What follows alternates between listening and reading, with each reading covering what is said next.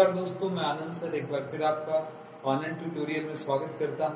पिछले वीडियो में आपने देखा कि किस प्रकार हम चक्रवृद्धि ब्याज के सवाल बहुत ही आसानी से इजी कैलकुलेशन से निकाल सकते हैं, हमें ज्यादा लफड़ा नहीं लेना पड़ता। आज उसी कड़ी में हम अगले हेडिंग की तरफ है, जहां फिर हम ट्रिक्स के जरिए ही कुछ कॉम्प्लिकेटेड सवाल के लॉजिक खोजेंगे। हमसे बहुत सारे एग्जाम्स में इस टाइप का सवाल पूछा जाता है कि 2 या 3 सालों का साधारण एवं चक्रवृद्धि ब्याज के अंतर पर आधारित प्रश्न। अब यहाँ पर ये बता देना बहुत जरूरी है कि 1 साल पर क्यों नहीं पूछा जाता सर। तो जवाब ये है कि 1 साल का साधारण और चक्रवृद्धि ब्याज का मान समान होता है, जितना साधारण आएगा उतना ही चक्रवृद्धि ब्याज आएगा। इसीलिए अगर 1 साल का अंतर पूछा जाए साधारण और चक्रवृद्धि ब्याज में तो आंसर 0 है। इसीलिए जब भी सवाल बनेगा 2 साल के या 3 साल के अंतर पर ही उनसे पूछा जाता है। तो आइए देखते हैं। सबसे पहला, अगर 2 साल का अंतर पर सवाल दिया हुआ है तो क्या ट्रिक लगाएंगे। तो काम आसान है। अगर 2 साल का सवाल है तो फॉर्मूला पहले नोट कर लें कि मूलधन यानी कि P बराबर ब्याजों का अंतर, दोनों ब्याजों का जो भी अंतर हो वो, ठीक है, इनटू लगाएंगे 100 अपान दर यानी कि रेट और के पावर होल स्क्वायर। इस फॉर्मूले से आपके सारे क्वेश्चन जो 2 सालों के अंतर वाले हैं वो बड़े ही आराम से लग जाएंगे। ठीक है, तो चलिए एक सवाल उठाते हैं। सबसे पहले एक क्वेश्चन पुटअप करते हैं इस तरीके का। आइए देखते हैं। सवाल इस तरीके का है, 2 सालों के साधारण एवं चक्रवृद्धि ब्याजों का अंतर, साधारण एवं चक्रवृद्धि ब्याजों का अंतर,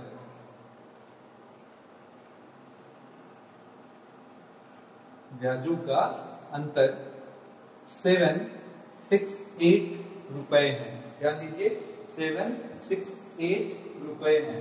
ठीक है, यदि ब्याज दर 8% वार्षिक हो तो मूलधन कितना होगा। तो मूलधन कितना होगा। ठीक है, हल में आ जाइए। सिंपल काम है। 2 सालों के साधारण चक्रवृद्धि ब्याजों का अंतर दे रखा है। तो सबसे पहले ध्यान दें, सवाल में हमारे पास है ब्याजों का अंतर। नॉर्मल मेथड ये होता है कि आप 2 साल का साधारण ब्याज निकालते हैं, चक्रवृद्धि ब्याज निकालते हैं, फिर उनका अंतर करते हैं। लेकिन यहाँ पर जो फॉर्मूला है उससे बड़े ही आराम से आप सवाल को लगा सकते हैं। तो 2 सालों के ब्याजों का अंतर है 768 रुपए और ब्याज दर हमको 8% दे रखा है, यानी कि ब्याज दर 8 हो गया। तो यहां से मूलधन के लिए फॉर्मूला P बराबर ब्याजों का अंतर मतलब 768 रुपीज और आगे 100 और दर के जगह हमें 8 का इस्तेमाल करना है का होल स्क्वायर। तो यह आ जाएगा 768 इंटू 100 अपॉन में 8 इंटू 8। आप इसे 4 से काट सकते हैं। 4 दूना 8, ये 25 बार में कट जाएगा 4 से। 4 दूना 8, ये भी 25 बार में 4 से कट जाएगा। 2 दूना 4 आया, 4 से 31 को काट सकते हैं। 4 1 में 4 और फिर 3 6, 4 9 36, 4 दूना 8। 192 का हमें 25 गुणे 25 यानी कि 625 से गुणा कर देना है। अब मल्टीप्लाई करने के लिए भी आप नॉर्मल लॉजिक यूज कर सकते हैं बाबू। 625 को 600 प्लस 20 प्लस 5 लिख लीजिए, मल्टीप्लाई आसान हो जाएगा। तो जब 600 से गुणा होगा 2 जीरो आगे, 6 दूना 12 और फिर आगे बढ़ते हैं 6 9 54, 54 1 55 और 6 का में 6 5 11। फिर आगे बढ़ते हैं 20 से गुणा करेंगे तो 0, 2 दूना 4, 2 9 18। ठीक है, फिर 2 1 का में 2 1 3। ठीक है, फिर 5 से गुणा करते हैं तो 5 दूना 10, 5 9 45 और 5 1 में 5 4 950 ये आता है। इनको जोड़ने पर 0 5 4 9 9 8 17 17 2 19 5 3 8 1 9 1 1 यानी कि ये आ गया आपका इकाई, दहाई, सैकड़ा, हजार, 10,000, लाख। 1,19,990 रुपए आपका अंतर के रूप में प्राप्त हो जाएगा। इसका जो जुड़ आया हमारा कितना आया है, सम कितना आया है बाबू, 11990 इतने के बराबर।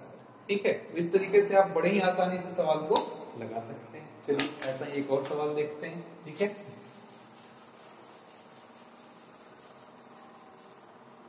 अब यहाँ पर सवाल मैंने उल्टा कर लिया। 2 सालों के साधारण एवं चक्रवृद्धि ब्याजों का अंतर क्या होगा। सवाल हमने क्या कर दिया, अंतर क्या होगा। ठीक है, यदि ब्याज दर, चलिए ब्याज दर 8% ही कर लेते हैं। ठीक है, और मूलधन हमने बना लिया कि हमको मूलधन दिया है 10,000 रुपए। ठीक है, 10,000 रुपए मूलधन हमारा 10,000 रुपए है। तब क्या आपका आंसर होगा? तो सवाल ये है कि 2 सालों के साधारण चक्रवृद्धि ब्याजों का अंतर क्या होगा, हमें अंतर ज्ञात करना है। ठीक है, ब्याज दर यानी कि रेट आपको कितना दे रखा, 8% वार्षिक दे रखा है, और मूलधन की वैल्यू दे रखा है 10,000। तो हमारे सूत्र के हिसाब से मूलधन P बराबर ब्याजों का अंतर, ठीक है, वही लगाना हमको। तो P और ब्याजों का अंतर गुणे 100 बाई R के पावर होल स्क्वायर। तो P की जगह कितना इस्तेमाल करने वाले मेरे दोस्त, तो जवाब है 10,000। ठीक है, अंतर ज्ञात करना है, इंटू लगाया, 100 लगाया, नीचे कितना लगा दिया 8। ठीक है, होल स्क्वायर कर दिया, 4 से काट दीजिए, 4 गुना 8, 4 से 25 बार में कट जाएगा। फिर 10,000 इधर आया, ठीक है, उधर हुआ अंतर गुणे 25 गुणे 25 अपॉन में 2 गुणे 2, तो 25 से काट दीजिए, 25 चौक का 100 और ये डबल जीरो आ जाएगा 400।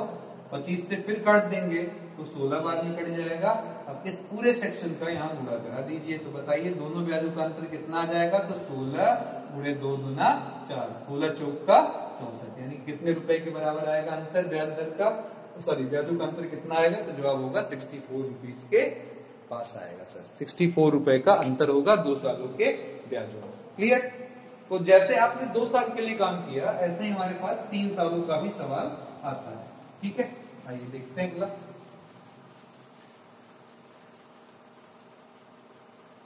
अगर यहाँ सवाल हम 2 साल मिटाकर 3 साल कर दें तब क्या होगा? अगर हमसे 3 साल का सवाल बन जाए और कहे सर मूलधन दिया है और यहाँ पर ब्याजों का अंतर कितने साल का है, 3 साल के, कितने साल के, 3 साल के ब्याजों का अंतर आपको दे दें, तो फॉर्मूले में क्या चेंज हो जाएगा? एक माइन्यूट से केवल फॉर्मूले में यहाँ पर चेंज होने वाला है, एक टर्म और यहाँ पर बढ़ जाएगा। उसी को अगर आप याद कर लेंगे तो फिर काम आपका बन जाएगा। ये आपका 100 नीचे लग जाएगा दर प्लस 300, ये लगा देंगे तो 3 सालों के ब्याज का भी सवाल आपका तैयार हो जाएगा। ठीक है, उम्मीद करता हूं कि आपको समझ में आ रहा होगा, इसमें कोई दिक्कत नहीं होगी। तो मैंने क्वेश्चन लिया यहाँ पर कि 3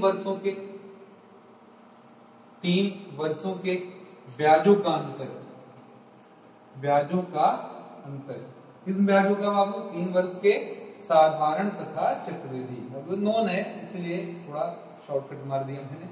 साधारण तथा चक्रवृद्धि ब्याजों का अंतर 31 रुपए है, 31 रुपीज है। ठीक है, अब यहाँ पर ब्याज दर आपको दे दे रहे हैं, जबकि ब्याज दर 10% वार्षिक है। सवाल है मूलधन क्या होगा? ठीक है, क्वेश्चन सिंपल है। 3 वर्ष के साधारण तथा चक्रवृद्धि ब्याजों का अंतर 31 रुपए है, जबकि ब्याज दर 10% वार्षिक है। मूलधन क्या होगा? एकदम आसान क्वेश्चन, लेकिन वहां से लगाते तो बहुत सारे कैलकुलेशन हमें करने पड़ते, क्योंकि 3 सालों के लिए आप जानते हैं कंपाउंड इंटरेस्ट का फॉर्मूला यानी कि चक्रवृद्धि ब्याज का फॉर्मूला जब आप निकालने बैठते हैं तो अमाउंट पहले निकलता, वो भी होता P1 + R/100 की पावर 3, जिसमें आप काफी टाइम गंवा देते। फिर इससे आप ब्याज निकालते चक्रवृद्धि, और अगर साधारण ब्याज निकालने जाते तो फिर SI लगाते PTR/100, फिर इनका अंतर लेते।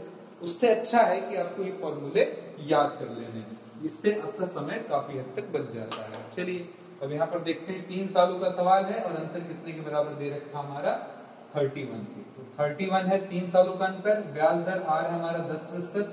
सूत्र के लिए P बराबर 3 सालों का अंतर जो कि 31 रुपए, फिर 100 नीचे दर की बात कर लीजिए 10 है का होल स्क्वायर इंटू 100 नीचे दर है 10 + 300। ठीक है, तो आ गया हमारा 31, एक जीरो कट जाएगा, 10 का स्क्वायर 100 हो जाएगा इंटू 100 और नीचे हमारे पास आ रहा 300 और 10 मिलकर 310। एक जीरो जीरो से काट दीजिए, 31 से ये काट दीजिए, आपके सामने आ जाएगा 1000। कितना आ रहा है मित्र? 1000, यानी कि 1000 रुपए आपके पास आ रहे हैं, यानी कि मूलधन आपका कितना था? 1000 रुपए था, यानी कि 1000 रुपए पर 3 साल के साधारण और चक्रवृद्धि ब्याज का अंतर कितने के बराबर? 1000। ठीक है, चलिए लास्ट सेक्शन की तरफ चलते हैं। तो हमारे ये सवाल हो गया, एक और सेक्शन हमारा यहाँ पर बन जाता है, बड़ा ही खास सेक्शन बन जाता है। तो सेक्शन क्या है ये देखते हैं। कई बार हम कुछ चीजें लेते हैं जिनका दाम या मान समय के साथ बढ़ता है और कुछ चीजों का दाम समय के साथ घटता है। जैसे मैं नॉर्मली बोलूं, बैंक में अगर मैंने 10,000 रुपया रख दिया और 3 साल बाद जाऊंगा तो भले कुछ है बढ़े, लेकिन बढ़ेगा, ऐसा नहीं होगा कि कम हो जाएगा। अब आपने HDFC में अकाउंट ना खुला है तो बात अलग है। नॉर्मली बैंक हमको ब्याज देते हैं, ठीक है, एटलीस्ट इस समय 3 से 4% चल रहा है, तो कुछ ना कुछ ग्रोथ होगा, मतलब ये आपको बढ़कर मिलेगा, ठीक है। लेकिन कुछ चीजें ऐसी भी होती हैं जिनका दाम घटता है। किन चीजों का? तो चलिए, मैंने 50,000 रुपए की कोई बाइक खरीद कर ले आई और उसको 3 साल बाद पूछूं क्या वो 55 का हो जाएगा? जवाब है नहीं सर, वो ऑब्वियस है घटकर 20,000 या 30,000 के अमाउंट के आसपास ये हो जाएगा। इसका समय के साथ दाम क्या करेगा? घटेगा। तो कुछ चीजों में समय के साथ दाम बढ़ता है, कुछ चीजों में समय के साथ दाम घटता है। पिछले वाले हेडिंग में हमने जब चक्रवृद्धि ब्याज पढ़ा था तो हर साल के लिए ब्याज दर हमने समान रखा था। हर बार हमारा ब्याज दर क्या था? इक्वल था। हर साल के लिए अगर मैंने कहा 5%, तो पहले साल के लिए 5% का फॉर्मूला यूज किया, दूसरे साल भी 5% का फॉर्मूला यूज किया, ठीक है। तो नॉर्मल बात अगर मैं करूं, याद करिएगा, चक्रवृद्धि ब्याज के लिए अगर मैं नॉर्मल फॉर्मूले की बात करूं तो हमारे पास फॉर्मूला होता है अमाउंट यानी कि मिश्र धन बराबर P यानी कि मूलधन, ठीक है, इनटू ब्रैकेट में 1 प्लस R अपॉन 100 के पावर n। यहाँ पर R क्या है? दर है। ये क्या है? वर्ष है। ये नॉर्मल फॉर्मूला होता है, ठीक है। जब हमारा R सेम है, जैसे 2 साल के लिए पूछेंगे ना हो तो यहाँ R की जगह 2 रख देंगे, 3 साल के लिए पूछे तो 3 रख देंगे, 4 साल के लिए 4 रख देंगे। लेकिन शर्त ये है कि हर साल के लिए ब्याज दर सेम हो। जैसे 5% वार्षिक मैंने बोल दिया, दूसरे साल के लिए भी, तीसरे के लिए भी, चौथे के लिए 5 रखकर आप सॉल्व कर लेंगे। लेकिन अगर ये R बार बार हर साल बदलता है तो ये फॉर्मूला हम यूज नहीं करेंगे, ये हमारे काम का फॉर्मूला नहीं रह जाता, ठीक है। अब यहाँ पर ब्याज दर की जैसे मैंने आपसे डिस्कशन किया, कुछ ऐसी चीजें होती है जो कभी बढ़ती हैं और घटती हैं। एग्जाम्पल, जनसंख्या। जनसंख्या हमारी बढ़ रही थी, अचानक कोरोना आ गया, अचानक कोई प्राकृतिक आपदा आ गई, भूस्खलन हो गया, बहुत सारे लोग इकट्ठे मर गए, तो एक साल जनसंख्या कम भी हो गई। तो इस तरीके के सवालों के लिए आप फॉर्मूला ये यूज करेंगे। अब यहाँ पर अमाउंट या पॉपुलेशन या मिश्रधन जो आपको जितने साल बाद पूछे, 2, 3 या 4 साल बाद, उसके लिए आप फॉर्मूला लगाएंगे P 1 plus R1 upon 100, 1 plus R2 upon 100 and 1 plus R3 upon 100 and so on. जितने साल का सवाल होगा आपको ब्याज दर दिया होगा। ये प्रथम वर्ष का ब्याज दर, ये प्रथम वर्ष का ब्याज दर, ये द्वितीय वर्ष का ब्याज दर, ठीक है, और ये आपका तृतीय वर्ष का ब्याज दर होगा, ठीक है, इस तरीके से, ठीक। अब यहाँ पर ध्यान देने वाली ये बात है कि अगर R आपका वृद्धि करा रहा है, R से वृद्धि है, तो आप उसे प्लस में लीजिए, और अगर R कमी पैदा कर रहा है तो उसे माइनस साइन के साथ लीजिए, उसके मान को माइनस साइन के साथ, ठीक है। तो इतना ही ध्यान मुझे देना है फॉर्मूले में, ठीक है। एक सवाल हम लेते हैं, किसी नगर की जनसंख्या, क्वेश्चन देखिए कैसे है। किसी नगर की जनसंख्या पहले वर्ष जनसंख्या प्रथम वर्ष 10% बढ़ती है, दूसरे वर्ष 20% से घटती है, तथा तीसरे वर्ष पुनः 20% से बढ़ जाती है, ठीक है। तब 3 वर्ष बाद नगर की जनसंख्या क्या होगी? जबकि प्रारंभ में जनसंख्या, जो भी आप लेना चाहें ले सकते हैं, 20,000, ठीक है। सवाल इस तरीके से है, किसी नगर की जनसंख्या पहले साल 10% बढ़ती है, दूसरे वर्ष 20% घटती है, अंडरलाइन करिएगा, घटती है, बढ़ती है, ठीक है। और हमने ये बता दिया प्रारंभ में जनसंख्या 20,000 थी, तो 3 साल बाद कितना होगा। तो क्वेश्चन इनडायरेक्टली ये है कि A कितना है, जबकि P आपका 20,000 है। ध्यान दीजिएगा, पहले साल बढ़ रहा है तो इसे प्लस 10 के साथ, R2 दूसरे साल घट रहा है, इसे माइनस के साथ -20, R3 तीसरे साल फिर बढ़ रहा है +20। इस तरीके से हमने ले लिया आपका P बराबर 20,000, R1 10, R2 -20, R3 +20। इस तरीके से हमारे पास सेटअप बैठ गया, ठीक है। तो अब चलते हैं सवाल की तरफ। अगर हमसे सवाल ये पूछा जाए कि हम क्या करेंगे, तो आइए देखते हैं।